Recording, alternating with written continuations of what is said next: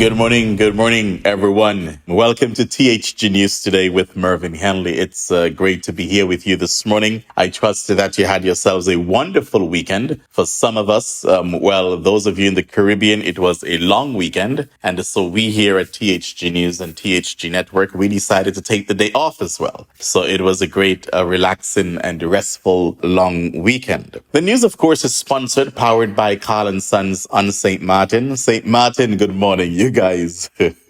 St. Maarten is full with political drama, political theater. And we're going to hear some of it this morning. So the news, of course, again, sponsored by Carl & Sons on St. Maarten, with 2 locations on the island, on the Pondville and in Colbay. And we have Feezes on Nevis. Hey guys, if you have not subscribed to our YouTube channel, now is the time to do so. I ask that you please subscribe. Thank you very much in advance. Now, as mentioned, we're going to begin with St. Maarten. I knew this would have happened. Yes, I had my favorites in the race in the election that was held on January the 11th. But since that election, it's just been a lot of, folks are not sure of what they're doing, the process, the instability, the uncertainty, rather, perfect word for that. And imagine the election was held in January and people got sworn in only in May. So the former government, they were there all this time up until May. And there has been a lot of back and forth between the coalition, and behind the scenes, you were hearing of certain things. And now today it's like the bottom fell out. And why? Let me just read something here from Member of Parliament Kevin Maingrette, who was elected on the slate of the Now Party, has officially withdrawn his support from the current 2x4 coalition government. And the reason why it's called 2x4, for those of you who may not know, 4 political parties coming together, each of them with 2 seats. So that is why it's called the 2x4 government. The 2x4 coalition, comprising United Resilient St. Martin's Movement, that's the URSM, the Democratic Party, the Party for Progress, PFP, and the Now Party. His decision was announced in a press release on Monday, citing concerns of prolonged instability, lack of effective leadership, and lack of transparency. Maingrette announced his decision to align with the United People's Party and the National Alliance for a new and more stable coalition. After much contemplation and deep reflection, I have decided to withdraw my support from the current coalition. This decision is not one I have taken lightly. It is rooted in my unwavering commitment to the well-being and stability of our beloved nation, Maingrette said in his press release. The government was formed after the January 11th election, but it took over 4 months to establish a council of ministers, with little to no information been forthcoming from the leader, Dr. Luc Mercelina of the URSM. The leader, in Maingrette's estimation, also failed to secure 2 ministerial positions for 2 candidates appointed by the Now faction and the PFP faction, it was stated in the press release. And the press release went on to say the absence of proper leadership and lack of transparent dialogue and the failure to foster effective cooperation within the coalition have all contributed to the present impasse. As a member of parliament, I must prioritize the interests of the people of St. Maarten above all else. Yeah? And he went on and on and on and on and on. What will happen next? Well, St. Maarten is famous for elections, but there are only 2 options, and the new coalition allows to go through this week, next week, and stabilize the place, stabilize the country, or the people of St. Maarten go back to the polls within 90 days. So then if that's the case, if they go back to the polls, then that will be by just around August 20th. Yeah, on or before August 20th. And I think that will be incredibly ridiculous. I think that this will also show the people of St. Maarten how much the current prime minister and his team really love St. Maarten and how much they love themselves. And I want to say to the people of St. Maarten, and the facts are there, and they're there for you to clearly see, that a coalition with the National Alliance and the United People's Party, that has worked. They have proven themselves to work together for the people of St. Maarten, because this was the coalition that was in place before the January 11th election. And they lasted the 4 years. And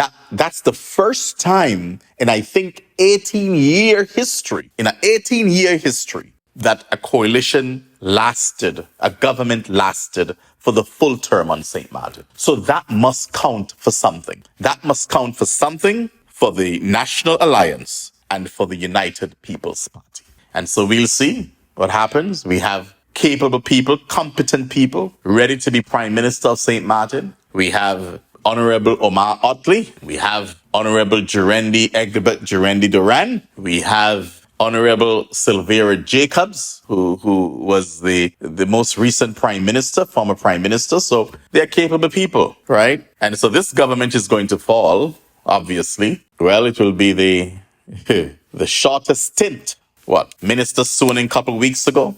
Shortest stint for any government on St. Martin. So this is very interesting times are ahead, and they will decide. They will decide what's best for the island. They, meaning hopefully, they come to their senses and say, let's do the coalition. And if not, then the people will decide within 90 days. Now, ladies and gentlemen, let's go to Grenada. Leader of the main opposition New National Party, NNP, Dr. Keith Mitchell, the former Prime Minister of Grenada, under pressure to step down, according to CMC, and allow for the election of a new leader, says his support for the new party leader will be guided by God. I will listen to God in this respect.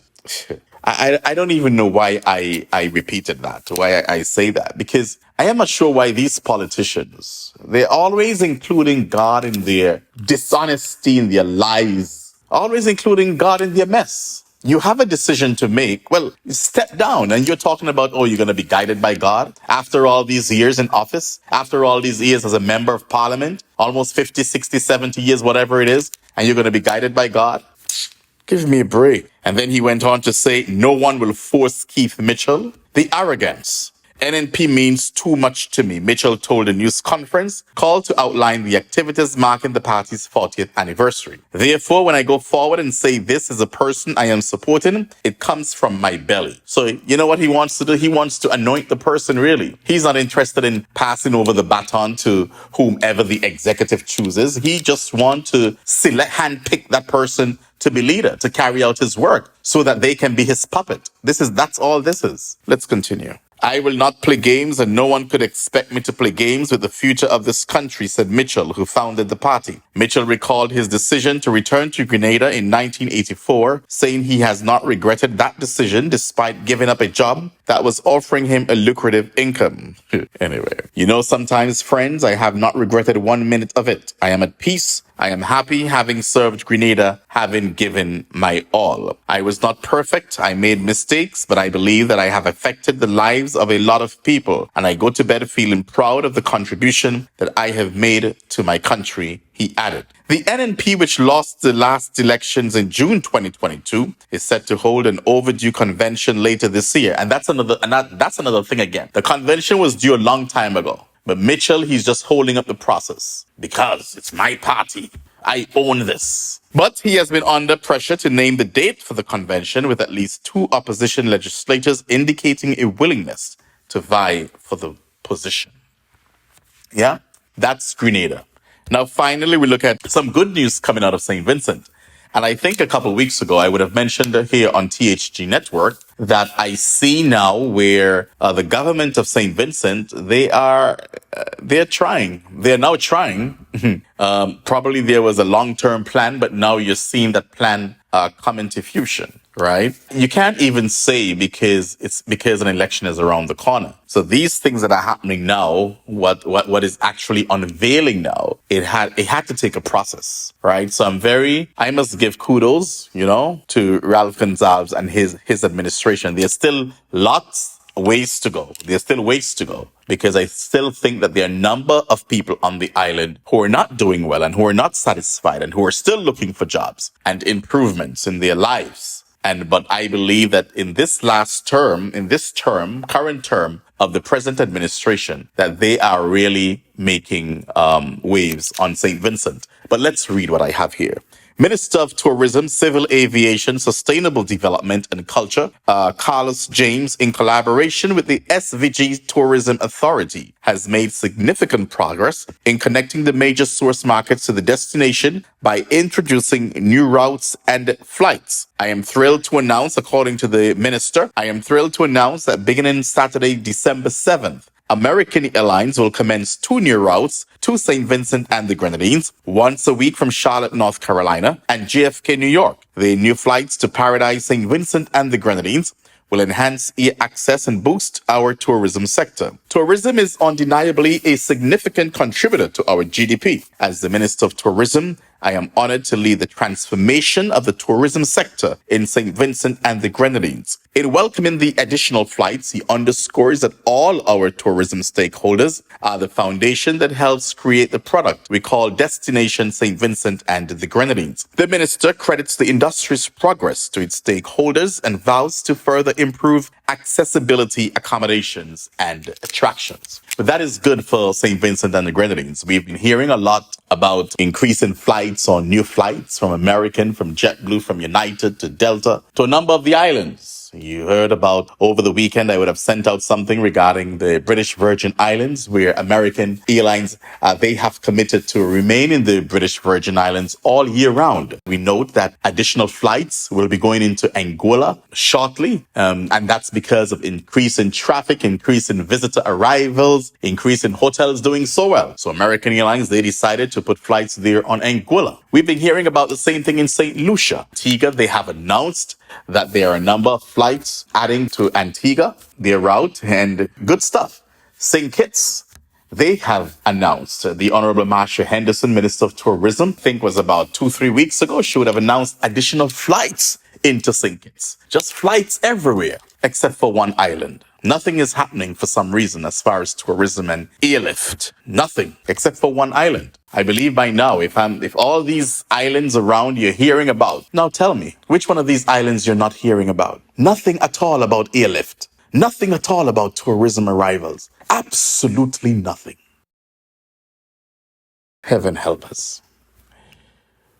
Ladies and gentlemen, that's our news for this morning. My name is Mervyn Hanley. Do join me again tomorrow morning for a similar presentation of THG News Today, THG Network. Sometime this week, perhaps on Friday, I need to speak about an issue that I know that will get some people upset. It will get some people upset, and frankly, I do not care. And I am talking about the Development Bank of St. Kitts and Nevis. The Honorable Prime Minister, he would have made some statements a few days ago, a number of posts on social media about the Development Bank of St. Kitts and Nevis. And I do believe that it's in the interest of the citizens and residents of St. Kitts and Nevis that this be addressed and not just a 1 or 2 day conversation. And when I say that folks are going to be upset, not that I'm going to bash anyone or anything like that, but I believe that as responsible media outlet, that we need to bring these things to light. We need to have fair and balanced conversations on what's happening in one's country, whether it's St. Kitts and Nevis and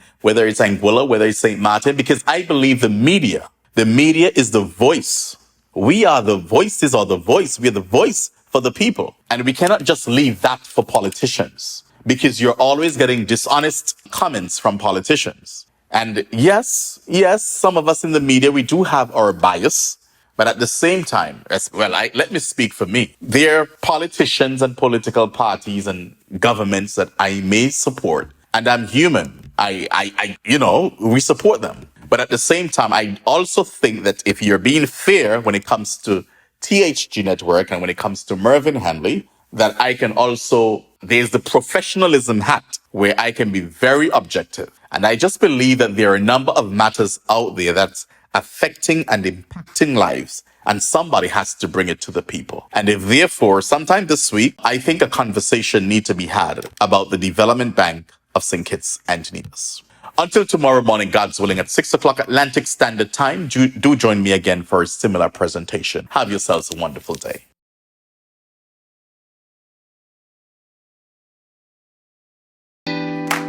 Arlinsons have been serving the people of St. Maarten for over 40 years, and the food and service get better and better. From early morning, customers flock to the bakery for their favorite sandwiches, cakes, pastries, you name it. First thing at mornings and last thing at afternoons, folks rush to Arlinsons for simply the best. There are 2 locations, Colbay and on the Pondville. In Colbay, the opening hours are Monday to Friday from 6 a.m. to 6 p.m. On Saturdays, 6 a.m. to 5 p.m. And on Sundays, 6:30 a.m. to 10:30 a.m. and 2 p.m. to 5 p.m. Opening hours on the Punfill, Monday to Friday, 6:30 a.m. to 6 p.m. Saturday and Sunday, 6:30 a.m. to 1 p.m. We also cater for weddings, parties, special events, whatever the occasion. It's Carl & Sons. Our staff, we are always happy to serve you. Call us today, the Colby location, 721-544-2462. That's 721-544-2462. Or in Phillipsburg, 721-543-1059. That's 721-543-1059. It's Carl & Sons Bakery. We are here to serve you.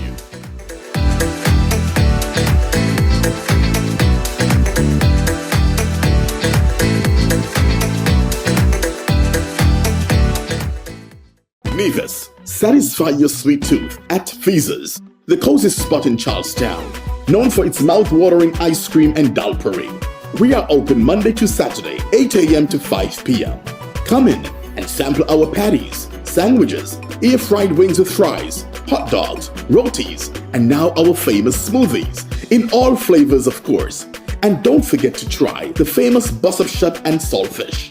It's Feaser's, located at the entrance to the Cotton Jewelry Mall in Charlestown, Nevis.